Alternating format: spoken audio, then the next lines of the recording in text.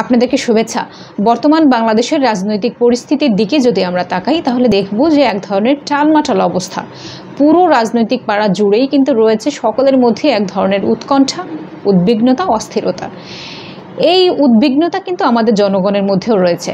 তার কারণ আগামী জাতীয় সংসদ নির্বাচন খুবই সন্নিকটে, কিন্তু সেই নির্বাচনকে কেন্দ্র করে বাংলাদেশের পরিস্থিতি কি দাঁড়াবে সেই ব্যাপারে কিন্তু আমরা এখনো পর্যন্ত জানি না। কিন্তু আসলে কি দাঁড়াবে বাংলাদেশের পরিস্থিতি এই নিয়ে আমাদের মধ্যে কিন্তু উদ্বিগ্নতা, অস্থিরতার শেষ নেই এবং এটি হওয়া খুবই স্বাভাবিক। সারা দেশ জুড়ে চলমান এই রাজনৈতিক অস্থিরতা, উদ্বিগ্নতার মধ্যে ঘটে গিয়েছে আরেকটি ঘটনা, যেটি আপনাদের সঙ্গে শেয়ার করা জরুরি মনে হচ্ছে।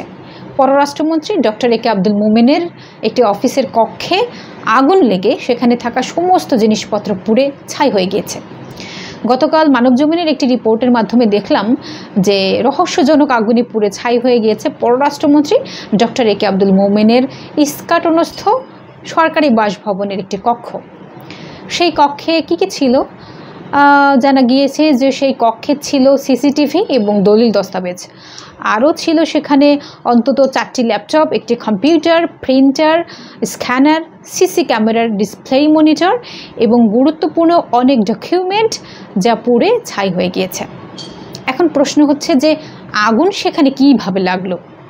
মানে ওরকম একটি গুরুত্বপূর্ণ জায়গায় আগুন লাগা তো খুব সহজ কথা না, কিন্তু সেখানে যখন আগুন লাগলো, এই আগুন কি ইচ্ছাকৃতভাবে কেউ লাগালো, নাকি হচ্ছে গিয়ে নিছকে কেবলই দুর্ঘটনা, নাকি এর পেছনে আসলে কোনো রহস্যজনক ব্যাপার রয়েছে?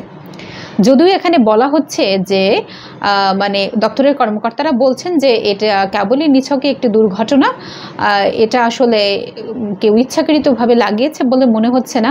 এখানে ফায়ার সার্ভিস যারা গিয়েছিল তারা বলছে যে শর্ট সার্কিটের কোনো জায়গা থেকে আগুন লাগতে পারে। যদিও আপাতত এটাই মনে হচ্ছে। এর তদন্ত আসলে এখনো পর্যন্ত চলছে, তবে মনে হচ্ছে যে এটি আসলে দুর্ঘটনাই। তেমন কোনো গুরুত্বপূর্ণ মানে সেরকম কোনো নাশকতা আসলে এখানে খুঁজে পাওয়া যাচ্ছে না। আপনারা জেনে একটু অবাকই হবেন যে এই আগুন লেগেছে 21 সেপ্টেম্বর, মানে এখন থেকে আরও সপ্তাহখানিক আগে। এই ব্যাপারটাকে গোপনীয় করে রাখা হয়েছিল কেন? মানে তদন্তের জন্য আসলে এতদিন গোপনীয় করে রাখা হয়েছে। এমন কি বিষয় যেটা আসলে প্রকাশ্যে আসলে তদন্তে হ্যাম্পার হতে পারে? যেখানে বলাই হচ্ছে যেটি আসলে তেমন কোনো ঘটনা না, এটি দুর্ঘটনাই ঘটেছে। সো সেই জায়গাটাতে যদি আমরা দেখি যে তাহলে গোপন কেন রাখা হলো, প্রথম কথা। আর দ্বিতীয় কথা হচ্ছে যে বাংলাদেশের নানা জায়গায় নানান ধরনের দুর্ঘটনা ঘটে, সেগুলো আমরা দেখতে পাই। সো এখন প্রশ্ন হচ্ছে যে যতই এটিকে দুর্ঘটনা বলা হোক কিংবা হচ্ছে গিয়ে একেবারেই অন্য কারো কোনো উদ্দেশ্য নেই বলা হোক, কিন্তু কয়েকটি প্রশ্ন কিন্তু থেকেই যায় যে এখানে ওই কক্ষে আগুন লাগলো যে কক্ষে আসলে এই ধরনের গুরুত্বপূর্ণ জিনিসপত্র ছিল। এবং আরও ব্যাপার হচ্ছে যে ওই কক্ষটি ছিল মন্ত্রীর ব্যক্তিগত সহকারীর কক্ষ। সো মন্ত্রীর ব্যক্তিগত সহকারীর কক্ষে কিভাবে হচ্ছে গিয়ে মানে রাত 12টার পরে সেখানে আগুন লাগলো? এটি নিছকই দুর্ঘটনা? আপনারা নিশ্চয়ই জানেন যে পররাষ্ট্রমন্ত্রী ডক্টর এ কে আব্দুল মোমেন তিনি কিন্তু বাংলাদেশে নেই। তিনি 16 সেপ্টেম্বর বাংলাদেশের বাইরে গিয়েছেন এবং এখনও পর্যন্ত তিনি ফেরেননি। সস্ত্রীকে তিনি সেখানে আছেন, স্ত্রী সহকারী তিনি সেখানে আছেন। তিনি ফিরবেন সম্ভবত 4 অক্টোবর। তো তিনি না থাকাকালীন এরকম একটি ঘটনা ঘটে গিয়েছে এবং সেখানে গুরুত্বপূর্ণ জিনিসপত্র পুড়ে ছাই হয়ে গিয়েছে। সো সেই গুরুত্বপূর্ণ জিনিসপত্রই বা কী ছিল? যেহেতু এখানে বলা হচ্ছে যে কেবলই দুর্ঘটনা, তো এখন প্রশ্ন কিন্তু আরও একটা আসতে পারে। সেটি হচ্ছে যে এই দলিল দস্তাবেজগুলো থাকলে কি কারোর ক্ষতি হওয়ার সম্ভাবনা ছিল? মানে এই দলিল দস্তাবেজগুলো, এই গুরুত্বপূর্ণ জিনিসপত্রগুলো পুড়ে যাওয়াটাই কি আসলে বেটার ছিল, যে কারণে সেখানেই গুণে বেছে আগুনটা লেগেছে? হতেই কিন্তু পারে। কারণ হচ্ছে যে মানে এটি খুবই স্বাভাবিক ঘটনা হতে পারে, কিন্তু সন্দেহজনকও বটে। তার কারণ বাংলাদেশের বিভিন্ন জায়গায় আগুন লাগে, বিভিন্ন দুর্ঘটনা ঘটে, এটি অত্যন্ত স্বাভাবিক। কিন্তু এইরকম একটি গুরুত্বপূর্ণ জায়গায় আগুন লাগবে যেখানে আসলে সবসময় নিরাপত্তা নিরাপত্তার একটা ব্যাপার থাকে, সেইখানে আগুন লেগে যাবে, সেখানে কোনো আমজনতা থাকেন না, সেখানে ভিভিআইপিরা থাকেন যারা রাষ্ট্রের গুরুত্বপূর্ণ লোকজন। সো সেইখানে এই ধরনের আগুন আমার কাছে মনে হয় না যে কোনোভাবেই খুবই স্বাভাবিক ঘটনা। এই ঘটনা অস্বাভাবিক লাগার আরও একটি কারণ হচ্ছে যে আপনারা নিশ্চয়ই শুনেছিলেন এই ঘটনা, যে কমাস আগে পররাষ্ট্র মন্ত্রণালয় থেকে রাষ্ট্রীয় গুরুত্বপূর্ণ সাইফার মেসেজ চুরি হয়েছিল।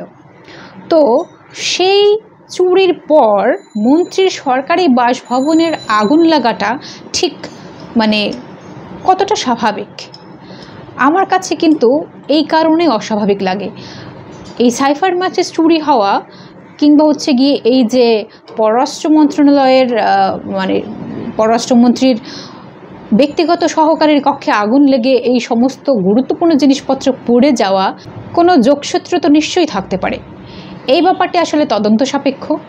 যদি এই ব্যাপারে তারা কতটা তদন্ত করবে কিংবা আদৌ তদন্ত করবে কিনা সেই ব্যাপারে তো আসলে আমরা কিছুই বলতে পারছি না, কিন্তু এই ধরনের ব্যাপার তদন্ত করা তো অত্যন্ত জরুরি। কারণ কখনো পররাষ্ট্র মন্ত্রণালয় থেকে সাইফার মেসেজ চুরি হয়ে যাওয়া, আবার কখনো হচ্ছে গিয়ে মানে আগুন লেগে গুরুত্বপূর্ণ ডকুমেন্ট সমস্ত কিছু পুড়ে ছাই হয়ে যাওয়া, এইটা তো আসলে কখনোই স্বাভাবিক ঘটনা হতে পারে না। কাকতালীয় ঘটনা তো একেবারেই হতে পারে না। যেখানে গুরুত্বপূর্ণ জিনিসপত্র থাকে, গুরুত্বপূর্ণ ডকুমেন্ট থাকে, সেইগুলো তো একেবারেই সংরক্ষিত থাকা দরকার। তো সেই জায়গায় এই ধরনের দুর্ঘটনা ঘটার পরে সেখানে জানা গিয়েছে যে 5 লাখ টাকার ক্ষতি হয়েছে। আপাতদৃষ্টিতে 5 লাখ টাকার ক্ষতি হয়েছে ঠিকই, সেটি কোনো ব্যাপার না, কিন্তু যে ডকুমেন্টগুলো সেখান থেকে মানে হারিয়ে গিয়েছে, যেহেতু জিনিসপত্রগুলো নষ্ট হয়ে গিয়েছে, তার মানে সেই জিনিসপত্রগুলো আর খুঁজে পাওয়া যাবে না। তো সেখানে আসলে মানে সেই ক্ষতির পরিমাণ কিভাবে তারা নির্ধারণ করবে? বাংলাদেশে নানান ধরনের ঘটনা ঘটে চলেছে, প্রতিনিয়ত নানান ধরনের শঙ্কায় কিন্তু আমরা পড়ে যাচ্ছি। তো সেই জায়গা থেকে এই ধরনের কর্মকাণ্ড হওয়া কতটা আমাদের দেশের জন্য স্বাভাবিক, সেটিও কিন্তু একটি দেখার বিষয়। তার কারণ এখানে বাংলাদেশকে কেন্দ্র করে নানান ধরনের ষড়যন্ত্রও কিন্তু চলছে। বেশ কয়েকটি দেশ কিন্তু রয়েছে যে যারা আসলে কোনোভাবেই বাংলাদেশের ভালো চায় না। হ্যাঁ, তারা মুখে মুখে বন্ধুত্বের বুলি আউড়িয়ে বেড়ায়, কিন্তু বাংলাদেশের ক্ষতি যদি করতে পারে সেটি কিন্তু কখনোই হাতছাড়া করে না। মানে নিজের স্বার্থে বাংলাদেশের মতো একটি দেশের ক্ষতি করতে তারা কখনোই পেছপা হবে না। ফলে এই ঘটনা অত্যন্ত যত্ন সহকারে তদন্তের দাবি রাখে, এবং এই ঘটনা নিছক দুর্ঘটনা হলেও যা যে ডকুমেন্ট সেখান থেকে লাপাত্তা হয়ে গিয়েছে, মানে হারিয়ে গিয়েছে, সেই সমস্ত ডকুমেন্ট রাষ্ট্রের জন্য কতটা গুরুত্বপূর্ণ ছিল সেইগুলোও কিন্তু আমাদের জানার অধিকার রয়েছে। কারণ বাংলাদেশের জনগণের সাথে প্রতিনিয়ত যা যা ঘটে চলেছে, যা যা ঘটানো হচ্ছে, বিশেষ করে শাসক গোষ্ঠীর দিক থেকে, তাতে বাংলাদেশের জনগণই আসলে আমরা অনেক বিপদে পড়ে যাব। কারণ বাংলাদেশের শাসক গোষ্ঠী যারা আছে তাদের কী বা হবে? তাদের কিন্তু এখানে কিছু হওয়ার কোনো সম্ভাবনা নেই। যা যা ক্ষতি হওয়ার তার ভুক্তভোগী সবসময় জনগণই হয়। কোনো দেশে যখন যুদ্ধ লাগে তখন সেই যুদ্ধে সব থেকে বেশি ক্ষতিগ্রস্ত কিন্তু সেখানকার জনগণেরই হয়, সেখানকার সাধারণ জনগণই মারা পড়েন সব থেকে বেশি। সেটার চাক্ষুষ প্রমাণ তো আমরা 1971 সালের সময় একবার পেয়েছি। বাংলাদেশের জনগণ হিসেবে আমাদের বেশি কিছু পাওয়ার কিন্তু আসলে নেই। আমাদের এখানে দ্রব্যমূল্যের দামগুলো নিয়ন্ত্রণে থাকুক, আমরা খেয়ে পড়ে একটু বাঁচি, এবং এখানে আমাদের কথা বলার অধিকার থাকুক, আমাদের নিরাপত্তাটা থাকুক, এইটুকু হলেই তো আসলে আমরা আর কোনো কিছু চাই না। কিন্তু সেই জায়গায় যদি এরকমভাবে বারবার আঘাত করা হয় তখন কিন্তু সেটা খুবই মুশকিলের ব্যাপার। এই যে এতক্ষণ ধরে কষ্ট করে আমার কথাগুলো শুনলেন, তার জন্য আপনাদের সকলকে ধন্যবাদ। সাথেই থাকবেন।